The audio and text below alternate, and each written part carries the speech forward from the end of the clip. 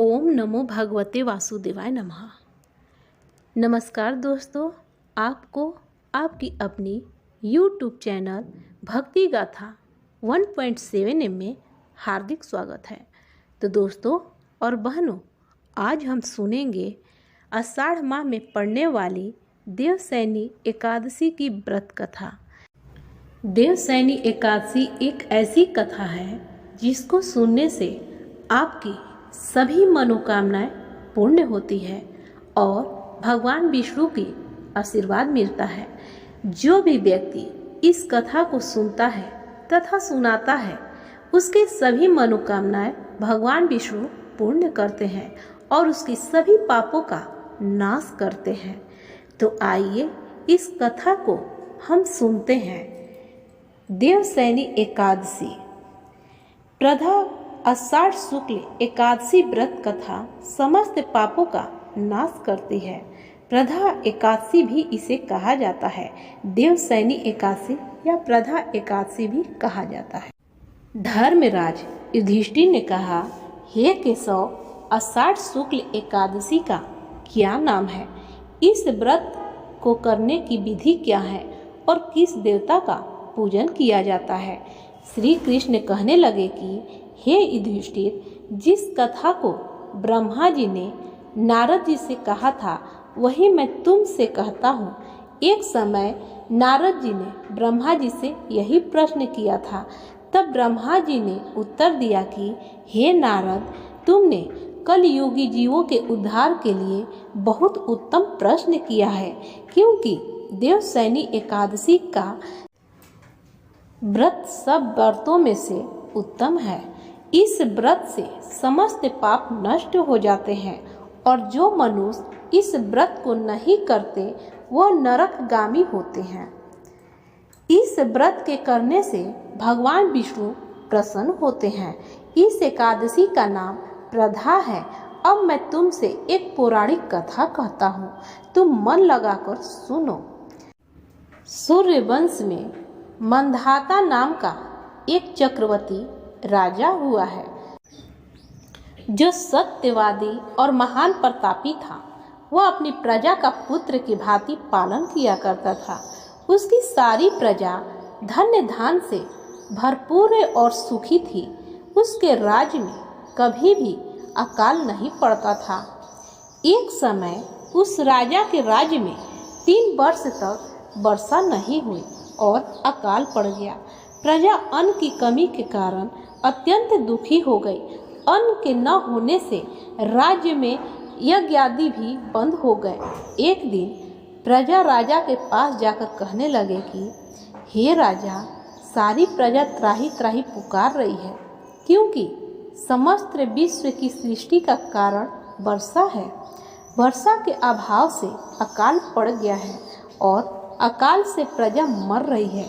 इसलिए हे राजा, कोई ऐसा उपाय बताओ जिससे प्रजा का कष्ट दूर हो जाए। राजा मंधाता कहने लगे कि आप लोग ठीक कह रहे हैं। वर्षा से ही अन्न उत्पन्न होता है और आप लोग वर्षा न होने से मैं आप लोगों की दुखों को समझता हूँ। ऐसा कहकर राजा कुछ सेना लेकर वन की तरफ चल दिया। वह अनेक ऋषियों के आश्रम में भ्रमण करता हुआ अंत में ब्रह्मा जी के पुत्र अंगिरा ऋषि के आश्रम में पहुंचा। वहां राजा ने घोड़े से उतरकर अंगिरा ऋषि को प्रणाम किया। मुनि ने राजा को आशीर्वाद देकर कुशल क्षेम के पश्चात उनसे आश्रम में आने का कारण पूछा। राजा ने हाथ जोड़कर विनीत भाव से कहा कि हे भगवान, सब प्रकार के धर्म पालन करने पर भी मेरे राज्य में अकाल पड़ गया है। इससे प्रजा अत्यंत दुखी है। राजा के पापों के प्रभाव से ही प्रजा को कष्ट होता है। ऐसा शास्त्रों में कहा है।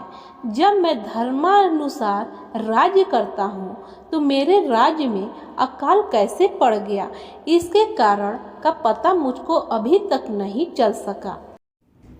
अब मैं आपके पास इसी संदेह को निर्वित कराने के लिए आया हूँ।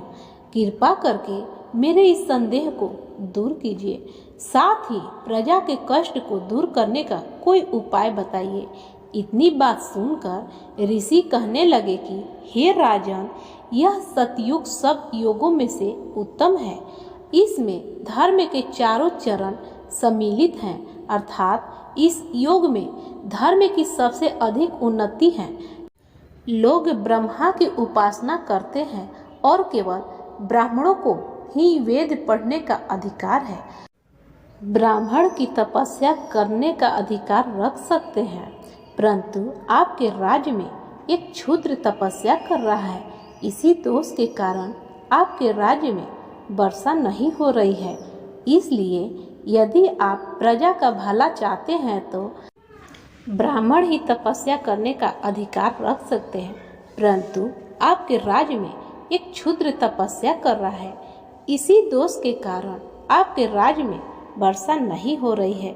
इसलिए यदि आप प्रजा का भला चाहते हो तो उस क्षुद्र का वध कर दो। इस पर राजा कहने लगा कि महाराज, मैं उस निरपराध तपस्या करने वाले क्षुद्र को किस तरह मार सकता हूँ? आप इस दोष से छूटने का कोई दूसरा उपाय बतलाइए। तब ऋषि कहने लगे कि हे राजन, यदि तुम अन्य उपाय जानना चाहते हो तो सुनो। आषाढ़ मास के शुक्ल पक्ष की प्रधान नाम की देवशयनी एकादशी की विधि पूर्वक व्रत करो। व्रत के प्रभाव से तुम्हारे राज्य में वर्षा होगी और प्रजा सुख प्राप्त करेगी, क्योंकि इस एकादशी का व्रत सब सिद्धियों को देने वाला है और समस्त उपद्रवों को नाश करने वाला है। इस एकादशी का व्रत तुम प्रजा सेवक तथा मंत्रियों सहित करो। मुनि के इस वचन को सुनकर राजा अपने नगर को वापस आया और उसने विधि पूर्वक प्रधा देवशयनी एकादशी का व्रत किया। उस व्रत के प्रभाव से वर्षा हुई और प्रजा को सुख पहुंचा। अतः इस मास की एकादशी का व्रत सब मनुष्यों को करना चाहिए। यह व्रत इस लोक के भोग और परलोक से मुक्ति को देने वाला है। इस कथा को जो भी व्यक्ति पढ़ता है और सुनता है, उसके सभी समस्त पाप नाश हो जाते हैं। हे विष्णु भगवान, हे माता लक्ष्मी, जैसे आप राजा के राज्य में और प्रजा पर अपना कृपा बनाए रखें, उसी तरह आप अपने भक्तों पर भी अपनी कृपा दृष्टि बनाए रखिएगा। उनके सभी मनोकामनाएं पूर्ण करिएगा और उनके सभी पापों का नाश करिएगा।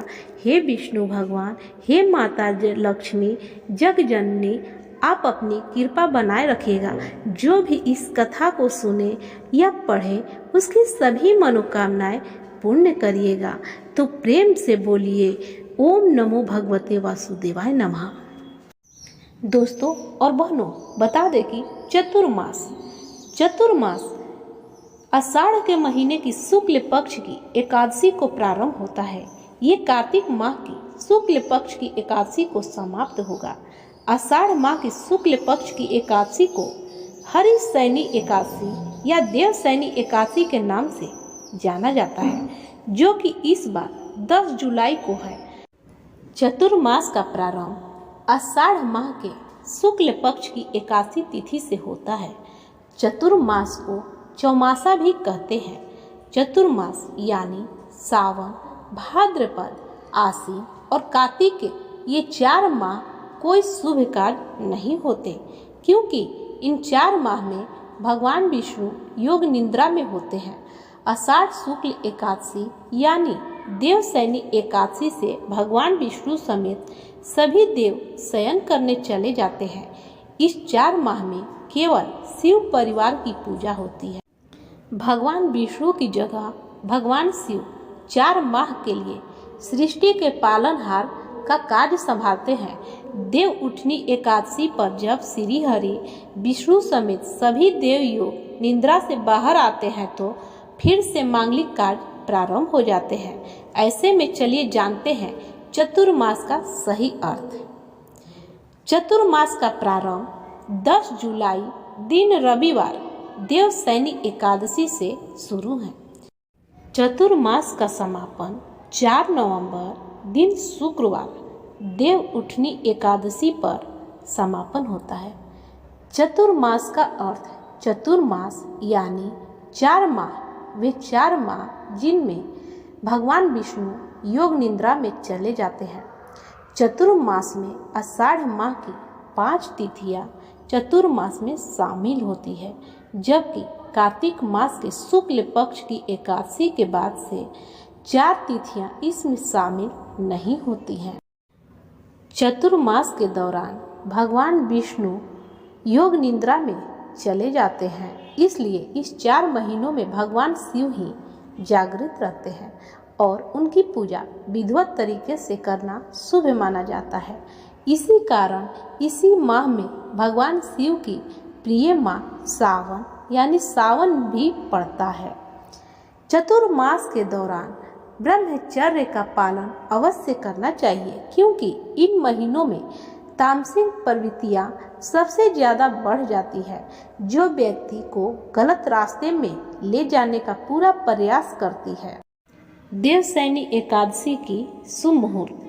देवशयनी एकादशी प्रारंभ 9 जुलाई 2022 को शाम 4:39 पर शुरू है। एकादशी तिथि समाप्त 10 जुलाई 2022 को शाम 2:13 पर समाप्त हो रहा है। पारण तिथि 11 जुलाई सुबह 5:56 से 8:36 तक पारण कर सकते हैं। तो प्रेम से बोलिए ओम नमो भगवते वासुदेवाय नमः।